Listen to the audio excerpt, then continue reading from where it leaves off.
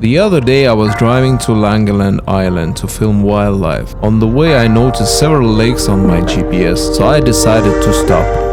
I couldn't resist, so I decided to take a detour from my original plan and explore the mesmerizing lakes instead. So I took my drone up and it led me to see all the wonders of nature.